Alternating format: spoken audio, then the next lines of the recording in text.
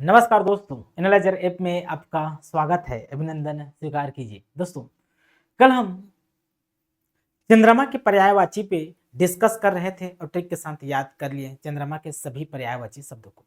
आज हम पढ़ेंगे चांदनी के पर्यायवाची शब्द को ट्रिक के साथ। जैसे दोस्तों, ये चंद्रमा है। चंद्रमा से जो किरण निकलती है ना, किरण, ये किरण, यही किरण तो दोस्तों क्या है, किरण से जो प्रकाश उत्पन्न होता है वही तो चांदनी है ना। तो चांदनी का पर्यायवाची शब्द भी चंद्रमा से लिंक होगा, चंद्रमा से जुड़ा हुआ है, राइट। इसलिए मेरा एक एक शब्द दोस्तों कनेक्टेड रहते हैं ताकि आसानी से याद हो सके, राइट। चलिए समझते हैं इसका ट्रिक क्या है। देखिए, चांदनी का पर्यायवाची इतना ही होता है, इससे ज्यादा नहीं होता है। एक होता है कमुदी। कमुदी, जैसे दोस्तों हम चंद्रमा के पर्यायवाची शब्द में पढ़े थे क्या, कुमुद बंधु। चंद्रमा की पर्यायवाची शब्द क्या होता है, कुमुद बंधु।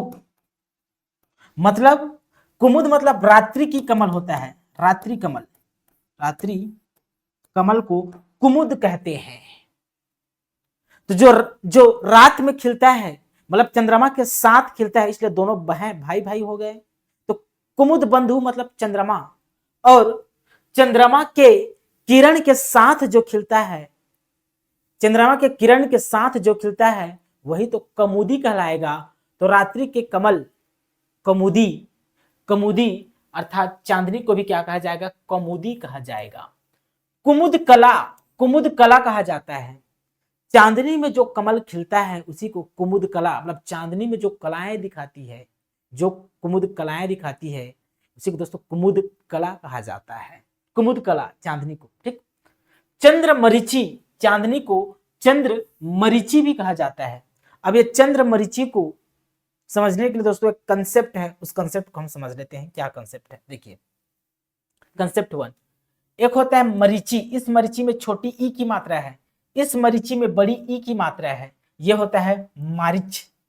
इस वाले मरीचि का अर्थ होता है किरण, इस वाले मरीचि का अर्थ होता है सूर्य, और इस वाले मारिच का अर्थ होता है राक्षस। याद रखना है, मरीचि, मारिची और मारिच, ठीक।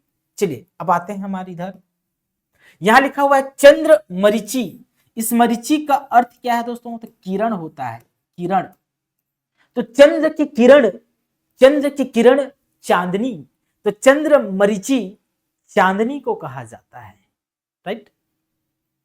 चंद्रिका, चंद्र की इंका, चंद्रिका चांदनी को कहा जाता है। ये तो सरल शब्द याद होगा। चंद्र प्रभा, प्रभा मतलब होता है दोस्तों किरण। प्रभा मतलब क्या होता है, तो किरण होता है, किरण, रोशनी। तो चंद्र की रोशनी या चंद्र की किरण चांदनी, चंद्र की रोशनी या चंद्र की किरण चांदनी, ठीक।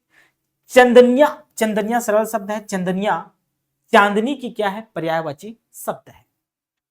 अमृत द्रव, चंद्रमा से जो रोशनी निकलती है उसमें अमृत होता है, अमृत द्रव होता है, इसलिए उस चांदनी को, उस किरण को अमृत द्रव कहा जाता है। अमृत द्रव चांदनी, ठीक।